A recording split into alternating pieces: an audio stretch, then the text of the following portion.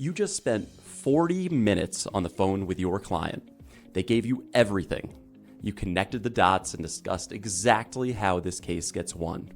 Then you hung up, and within an hour, most of it was gone. That is not a memory problem, that is an input problem, and it is the single most expensive mistake in your AI workflow right now. By the end of this video, you will know exactly how to stop it.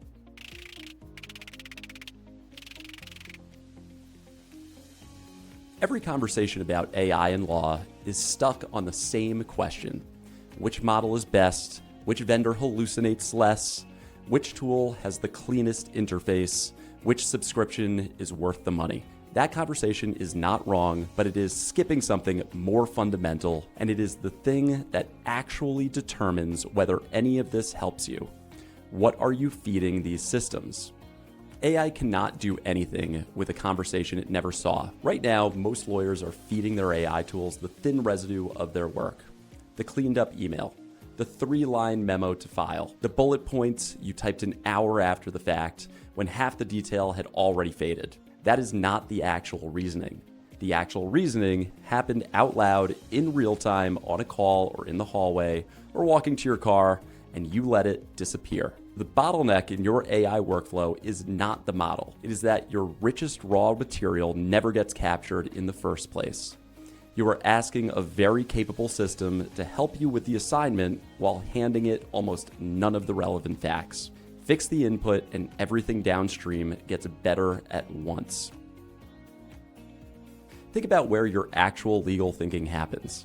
Not the memo, not the brief, the 40-minute intake call where the client tells you what really happened. The voice memo you record to yourself walking out of the courthouse while the argument is still sharp before it turns into a vague feeling of having done well. The strategy session where someone says the one thing that reframes the entire case. The expert prep session where your witness says something brilliant that does not survive the transition into a formal report. None of those conversations used to produce a usable record, and most of them still do not. We all accepted this as the cost of doing business. You thought out loud, you kept the summary, and the rest evaporated. Before AI, that was just a cost of being human.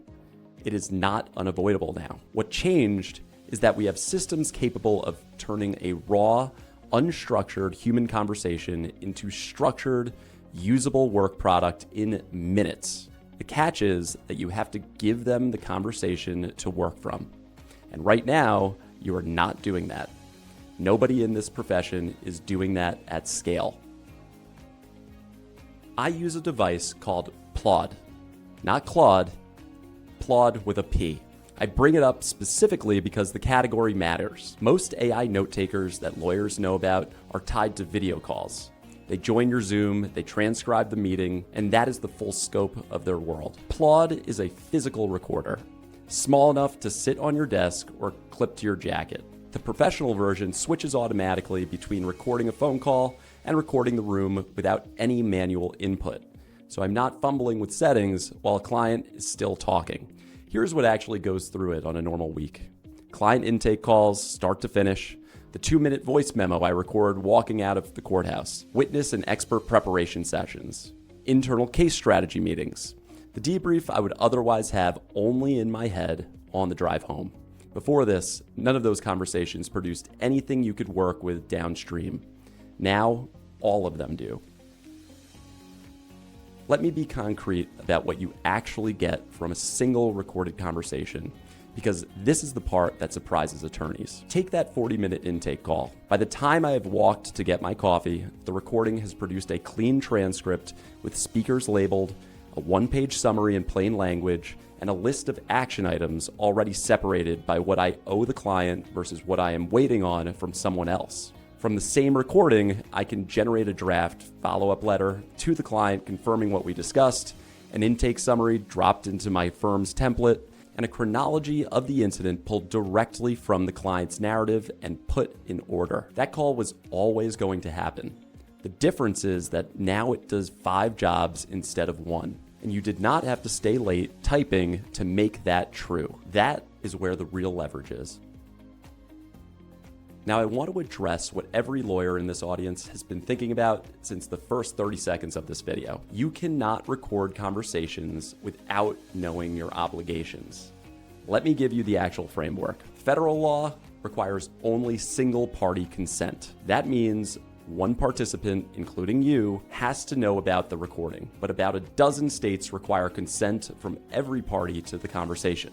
I'm going to include a citation in the description below, but please make sure to do your own research, which I will continue saying throughout this video. The all-party consent states include California, Florida, Illinois, Massachusetts, Pennsylvania, and Washington, among others. And several of those states treat phone calls and in-person conversations under different rules. So knowing your state is not always a complete answer. Know which regime applies before you press record. The penalties for getting it wrong are not trivial. The ethics rules point the same direction.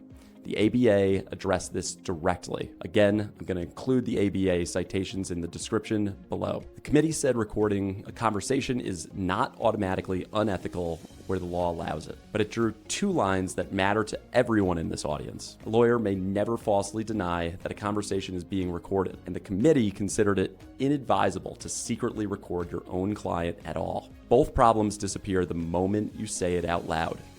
Here's exactly what I say. This call is being recorded so I can keep accurate notes and serve you better. Is that all right with you? One sentence, done. You are now legally cleaner, ethically cleaner, and doing something your client has heard from every airline, bank, and credit card company they've called in the last decade. The discomfort you feel about saying that sentence is yours, not theirs. They have heard it 1,000 times, and so have you. They do not care. Here's how to actually implement this. 4 steps. First, start with one call. The intake call is the obvious entry point because it is the conversation you most wish you could reconstruct later. Record it with proper disclosure, run the transcript, and see what was in that conversation that you would otherwise have lost. Do not try to build automation around it yet. Just look at what you had. Second, know your jurisdiction. Look up whether your state requires all party consent. If it does, that is not a reason to stop. It is a reason to get in the habit of disclosing, which is what you should be doing anyway. Third, treat recordings as what they are. A recording of a client conversation is client confidential information and frequently privileged. It lives under vendors' servers, which means your duty of confidentiality under Model Rule 1.6 follows it there. Read what your recording vendor's terms say about how your recordings are used. Prefer arrangements that keep your material out of any training pipeline. Be deliberate about what you capture, because a record that exists is a record that can someday be requested. That is not a reason to avoid recording. It is a reason to do it like a lawyer. Fourth, think about the longer game.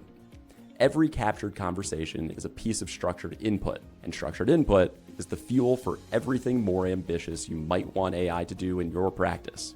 The systems that actually run workflows inside a law firm, the ones that do real automation rather than just drafting a paragraph when you ask, those systems only work because there is a real record of what was said to work from. You cannot automate around a conversation that no longer exists. The recording is step 1. It is also the step almost nobody has taken. The model you choose this year will be obsolete by next year. The habit of capturing your own best thinking will compound for the rest of your career. Start there.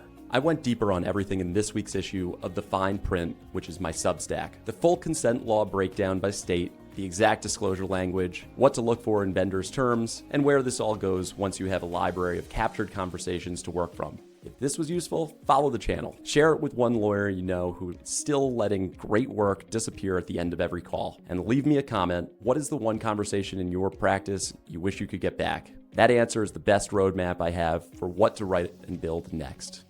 I'm James Rabinowitz. I'll see you in the next one.